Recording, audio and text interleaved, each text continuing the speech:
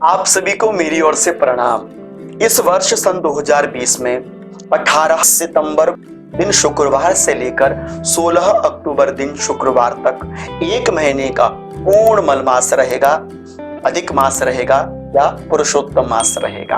अब आपको यह अवश्य ज्ञात रहना चाहिए कि जैसे ही पितृपक्ष पूर्ण हो जाता है तो उसके तदोपरांत ही नवरात्र प्रारंभ हो जाते हैं, किंतु इस वर्ष अधिक मास रहने से जो यह नवरात्र है वह 17 अक्टूबर दिन शनिवार से प्रारंभ होंगे। अब आपको यह अवश्य जान लेना चाहिए कि यह अधिक मास क्या है, यह अधिक मास क्यों आता है, यह अधिक मास कितने वर्षों के बाद आता है और अधिक मास में, इस पुरुषोत्तम मलमास में हमको कौन से कर्म नहीं करने चाहिए, हमको कौन से कर्म करने चाहिए, सारी विवेचना मैं आपको शास्त्र प्रमाण के साथ बताऊंगा। विश्वास मेरे ऊपर नहीं, शास्त्र के प्रमाण के ऊपर कीजिएगा। सर्वप्रथम यह जानिए कि यह अधिक मास क्यों होता है, इसलिए होता है। याद रखिएगा, हमारे ज्योतिष शास्त्र में जो सूर्य भगवान है समस्त ग्रहों के अधिपति अधिष्ठात्री देवता है। सूर्य भगवान मेष राशि से मीन राशि पर्यंत भ्रमण करते रहते हैं, अर्थात कि सूर्य भगवान जब मेष राशि में प्रवेश करते हैं तो उस दिन संक्रांत होती है और उस दिन मेखार के वैशाख का महीना लग जाता है। अगर सूर्य भगवान वृष राशि में प्रवेश करते हैं तो ज्येष्ठ का महीना लग जाता है। अर्थात सीधे शब्दों में कहूं, सूर्य भगवान जिस राशि में प्रवेश करते हैं तो वह महीना बदल जाता है। तो सब खगोलीय घटनाएं सूर्य भगवान से ही घटित होती हैं, जिसे हम सौर वर्ष कहते हैं। दूसरा होता है चंद्र वर्ष। अब ध्यान दीजिएगा, जब सूर्य भगवान राशि परिवर्तन करते रहते हैं तो पुराना महीना छूट जाता है और नया महीना लग जाता है। लेकिन जिस महीने में, जिस मास में सूर्य भगवान राशि परिवर्तन नहीं करते हैं या राशि परिवर्तन नहीं हो पाता है या दो संक्रांतियां एक ही महीने में पड़ जाती हैं तो हम उसे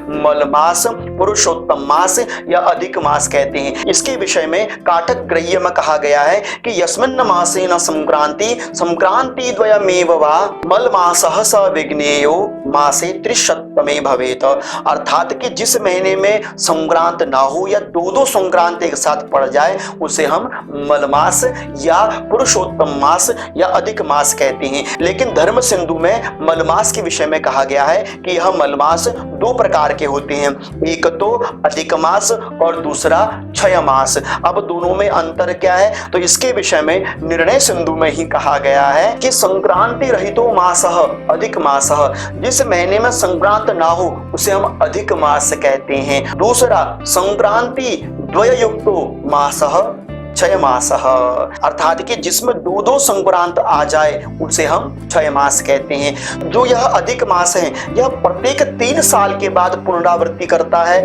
और जो यह क्षय मास है या तो यह 19 वर्ष में या यह 141 वर्ष में अपनी पुनरावृत्ति करता है। कार्तिक या अगहन के महीने में या पौष के महीने में यह क्षय मास लगता है। हमारे ज्योतिष शास्त्र में जो सौर मास होता है, जो सूर्य से जुड़ा हुआ मास है, यह 365 दिन 6 घंटा और 11 सेकंड का होता है और जो यह चंद्रमास होता है यह 354 दिन और 9 घंटे का होता है।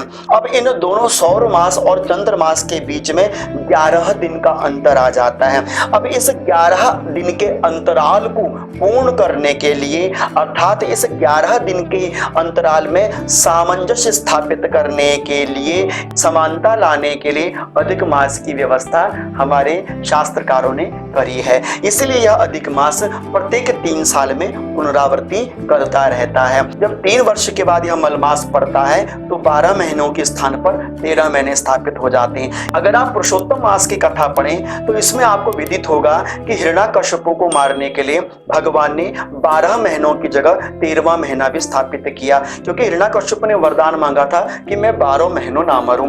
तो भगवान ने 13वें महीने की रचना करी। अब यह जो 13वां महीना था इसका कोई अधिष्ठात्री देवता नहीं था, कोई मालिक नहीं था, कोई स्वामी नहीं था, तो इसमें कोई भी ऋषि, महात्मा, संत, ब्राह्मण कोई भी शुभ कर्म नहीं करते थे।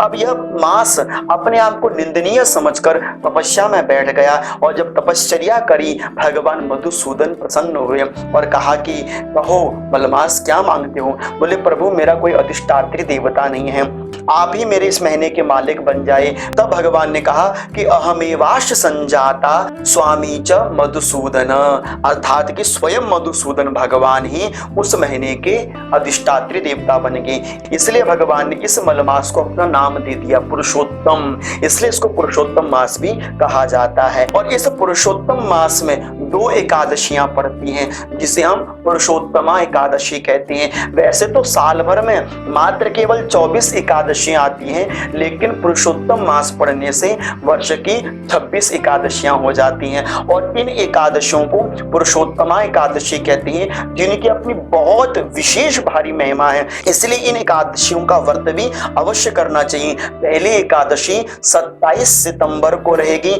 और दूसरी एकादशी 13 अक्टूबर को रहेगी। तो यह पुरुषोत्तमा एकादशी का व्रत भी आपको अवश्य करना चाहिए। अब यहाँ पर ध्यान यह दीजिए कि हमको अधिक मास में क्या करना चाहिए और क्या नहीं करना चाहिए। सर्वप्रथम तो आप यह समझ लीजिए कि इस पुरुषोत्तम मास में आप जो कोई भी व्रत, अनुष्ठान या आप संकल्पबद्धता के साथ कोई नियम धारण कर लेते हो, जपादि कर्म करते हो, उसका आपको 100 गुना फल प्राप्त होता है। और ये मैं नहीं, शास्त्र कहता है। देखिए, सम्यक जीर्णेन तपसा शतवर्षमितेन च तत्फलम लभते विप्र मासे अस्मिन्नेक वासरात। अर्थात कि जो आप 100 वर्षों तक जो तप करते हैं, उस संपूर्ण तप का फल आपको इसी पुरुषोत्तम मास में प्राप्त हो जाता है।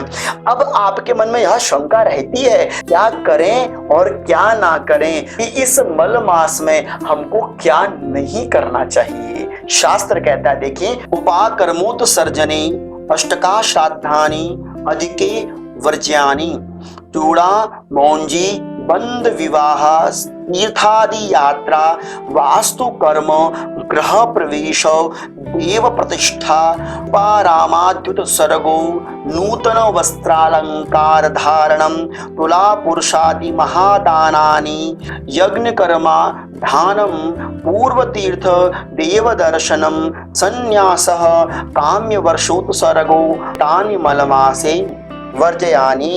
मलमास लगने पर उपाकर्म नहीं करना चाहिए, अष्टक श्राद्ध आदि नहीं करने चाहिए, गृह प्रवेश, नए घर में प्रवेश नहीं करना चाहिए, कोई नया कार्य प्रारंभ नहीं करना चाहिए, कोई नया व्यापार अगर आप प्रारंभ करना चाहते हो तो मलमास से पूर्व ही आपको उस कार्य की रूपरेखा तैयार कर लेनी चाहिए। नवीन कोई भी नया कार्य मलमास में नहीं करना चाहिए। विवाह का लग्न या लग्न पत्रिका भी मलमास में निर्मित नहीं करने चाहिए। विवाह आदि कर्म, यज्ञोपवीत संस्कार आदि कर्म, चूड़ाकरण अर्थात मुंडन, किसी बच्चे का आपने मुंडन भी करना हो तो इस मलमास में बच्चे का मुंडन संस्कार भी नहीं करना चाहिए।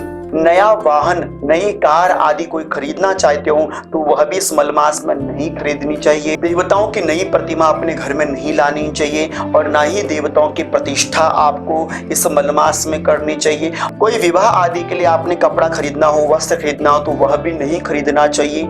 या फिर आपने कोई आभूषण खरीदना हो तो वह आभूषण आदि भी नहीं खरीदना चाहिए। आपको तीर्थ यात्रा नहीं करनी चाहिए। कौन सी तीर्थ यात्रा? बोले वह तीर्थ यात्रा जिस तीर्थ में आप पहले कभी ना गए हो, मलमास में उस तीर्थ में, नए तीर्थ में नहीं जाना चाहिए। यह भी ध्यान देने वाली बात रहती है। यह कुछ विशेष कर्म है जो मलमास में वर्जित रहती हैं। इसी मलमास में यदि आप कोई नया व्रत प्रारंभ करना चाहते हो, कोई व्रत लेना चाहते हो तो क्या हम इस मलमास में व्रत कर सकते हैं? तो शास्त्र कहता है कि अपूर्व व्रतारंभो व्रत समापिष्य मलमासे न भवति। अर्थात कि इस मलमास में ना ही कोई नया व्रत लेना चाहिए और ना ही किसी व्रत का उद्यापन, पारायण इस मलमास में करना चाहिए। यह भी आपको समझ में आ गया। अब यह समझिए कि हमको मलमास में क्या करना चाहिए।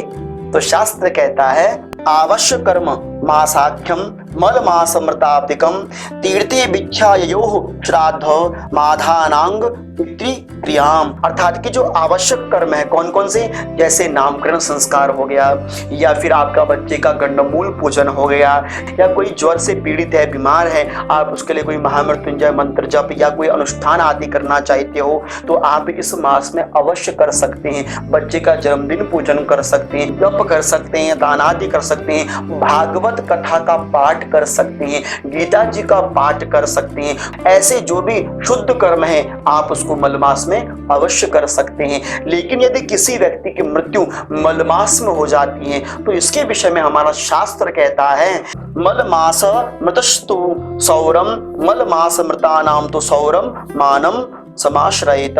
मलमास में मृत्यु होने वाले व्यक्ति की जो मृत्यु तिथि है वह सौर मास ही लेनी चाहिए, सूर्यवार से संक्रांति की तिथि को लेना चाहिए। इस तरह से हमारे शास्त्रों में मलमास से जुड़ी हुई जो विशेष महत्वपूर्ण जानकारियां थी उसको मैंने शास्त्र प्रमाण के साथ आप लोगों को देने का प्रयास किया है। आशा करता हूं आपको यह वीडियो अच्छी लगी होगी। यह वीडियो अच्छी लगी है तो इस वीडियो को लाइक, शेयर और चैनल सब्सक्राइब जरूर कीजिएगा। अगर आप में से जुड़ना चाहते हैं तो आप मुझे इंस्टाग्राम पर भी फॉलो कर सकते हैं। तब तक आप सभी सज्जन भक्तों को मेरी ओर से अनंत अनंत कोटि वंदन, प्रणाम।